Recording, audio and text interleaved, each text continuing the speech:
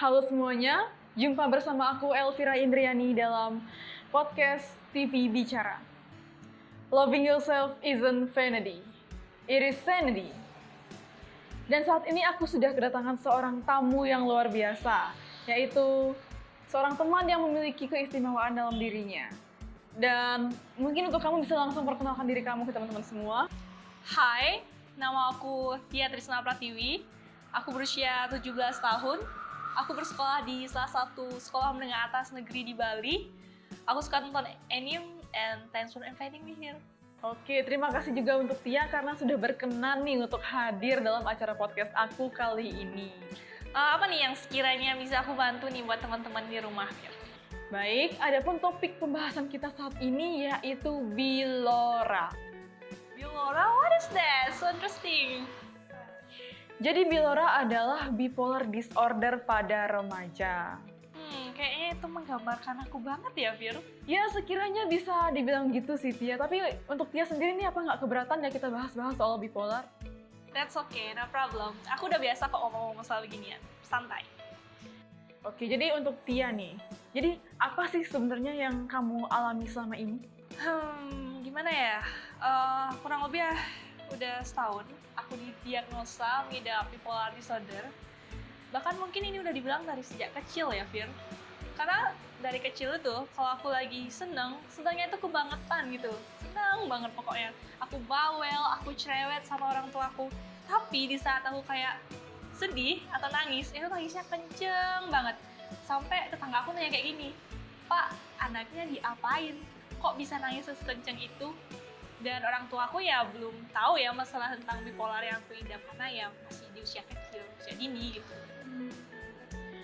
Jadi sejak kecil ya sudah. Iya. Tapi ada nggak sih sekiranya orang-orang di sekitar kamu itu yang salah mengartikan artian bipolar itu sendiri?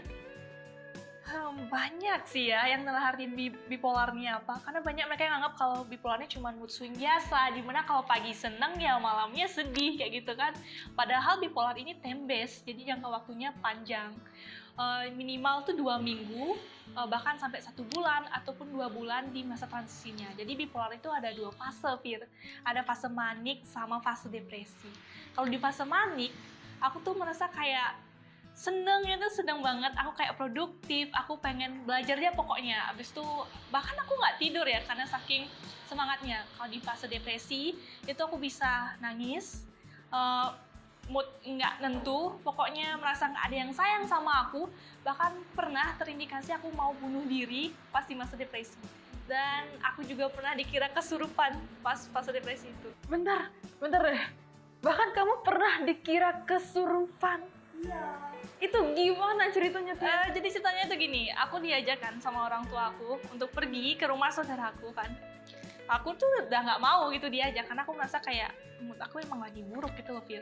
Habis aku diajak, aku mutusin untuk diam di salah satu kamar di rumah saudaraku tuh, main HP, dan orang tua aku di luar gitu kan, ngobrol-ngobrol sama keluarga besarku yang lain. Nah pas aku lagi main HP, nggak tahu kenapa, aku merasa kayak, kok nggak ada yang sayang sama aku ya? Kok nggak ada yang nanyain aku? Kok nggak ada yang aware sama aku kalau aku lagi di kamar sendiri? Akhirnya aku kayak nyalahin diri, nangis. Habis itu kayak jatuhin semua barang yang ada di kamar itu. Aku benturin kepala aku di dinding. Dan ya buat keributan, akhirnya orang tua aku masuk ke kamar itu. Dia nanya, kenapa nih anak? Habis itu keluarga aku ngira kayak aku tuh kesurupan setan, ketempelan setan gitu. Dan katanya aku kurang ibadah kayak gitu. Itu deh ceritanya. Serumit itu ya ceritanya ya? Oke. Tapi perlu teman-teman di rumah ketahui ya bahwa Tia ini adalah salah satu seorang siswa berprestasi yang ada di sekolahnya. Tia ini adalah seorang peraih juara umum dalam bidang studi yang ia jalankan saat ini.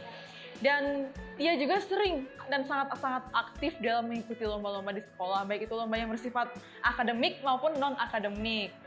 Dan sebagai seorang yang aktif nih tentunya, pasti kamu punya banyak teman ya di sekolah ya? Iya. Banyak teman, oke lumayan. Nah, ada nggak sih sekiranya teman-teman kamu yang salah menyikapi keadaan kamu saat ini? Iya sih Fir, apa yang aku dapat sekarang di SMA itu nggak segampang apa yang kamu sebutin langsung juara gitu. Ada proses yang aku alami cukup sedih sih. Itu sih SMP sih puncaknya. Pas SMP itu aku selalu kayak dibully gara-gara bipolar aku ya belum diketahui ya sama orang tua aku. Jadi aku tuh sering nangis di sekolah. Habis itu aku juga sering bolos karena pas depresi itu aku benar-benar nggak mau sekolah. Dan banyak teman-teman aku yang bilang, itu tuh yang ngidap ini nggak sih apa namanya ketempelan setan, dibilang gitu. Itu loh anaknya suka nangis nggak jelas. Gitu. Aku bahkan dia bilang kayak ngapain sih sekolah di sini, mending sekolah di ODJ aja gitu. Abis itu akhirnya ya orang tua aku kenapa sih anakku gini. Abis aku dibawa ke dokter. Dokter nyaranin aku ke psikiater karena dia bilang ini bukan penyakit fisik tapi mental. Akhirnya aku didiagnosa mengidap bipolar disorder. Dan tapi aku ingat sih salah satu teman dekat aku di SMP, dia bilang kata-kata yang sederhana banget. Tia, kalau kamu lagi ada masalah jangan nyakitin diri kamu. Lebih mending kamu gambar gitu loh. Kamu kan suka gambar tuh gitu. Emang bener sih, pas itu aku kayak di tangan aku tuh aku sayat pakai silet. Iya, habis itu ya sampai sekarang aku kalau lagi di fase depresi itu aku gambar sih. Ya, kayak gitu. Oke, nah dari cerita Tia tadi ya emang gak sesederhana yang sempat aku bayangkan. Dan ini bisa dijadikan pelajaran ya untuk orang-orang tua di rumah yang punya anak yang sekiranya mengintas bipolar, untuk bisa lebih memperhatikan anaknya jauh lebih baik lagi, menyayangi anaknya, jadi jangan sampai lalai, apalagi sampai nggak tahu bahwa anak ini seorang penyintas bipolar. Tapi Tia, dari cerita kamu tadi, kamu juga terapi dan minum obat, konsumsi obat. Nah, aku sempat baca-baca beberapa artikel di internet bahwa ada nih jenis terapi bipolar yang sampai dijalankan selama seumur hidup. Itu bener? Iya benar, kayaknya aku deh salah satu yang seumur hidup. Karena dokter yang nanganin aku itu belum pernah bilang kayak kapan aku sembuh pastinya. Dan ya aku sampai sekarang masih jalanin terapi sama minum obat-obatan.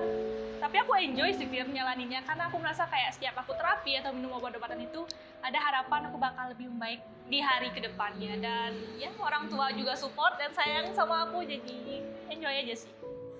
Sangat-sangat luar biasa ya perjuangan kamu ya. Aku sangat-sangat menjadi termotivasi nih dengar kisah kamu. Aku punya cerita banyak ya tentang remaja-remaja di luar sana yang juga kayak cepet banget merasakan mood swing dalam dirinya. Jadi kayak awalnya dia senang, terus tiba-tiba jadi sedih. Nah, dan langsung dia itu mendiagnosis dirinya sendiri memiliki bipolar. Kayak, duh aku senang banget nih, tiba-tiba langsung jadi sedih. Apa jangan-jangan aku bipolar ya? Nah, kalau kayak gitu, dalam pandangan kamu sendiri nih, tanda-tanda seorang pengidap bipolar itu seperti apa sih? Jadi bipolar itu bukan mood swing biasa ya, kan aku udah singgung ya, bipolar itu bukan mood swing biasa, jadi itu time based. Dan kita tuh nggak bisa self diagnosis, dimana kalau kita, gue bipolar nih, nggak bisa gitu. Jadi harus ada pihak ketiga yang bilang itu kayak psikiater ataupun dokter yang diagnosis kayak aku. Dan untuk tanda-tandanya yang aku alamin ya, itu perubahan suasana hati sih biasanya. Kadang merasa gelisah tanpa sebab, kadang juga marah, nangis, pokoknya campur aduk deh suasana hatinya itu. Dan juga kalau dari fisik itu biasanya berat badannya sih Fir. Aku tuh baru-baru ini hampir loss berat badan tuh hampir 3 kilo kayaknya. Jadi naik turunnya itu drastis. Habis itu jam tidur juga keganggu banget. Kok emang disable banget deh bipolar ini untuk aktivitas sehari-hari sebenarnya kalau nggak ditangani oleh pihak yang ya emang bisa gitu kayak dokter, psikiater.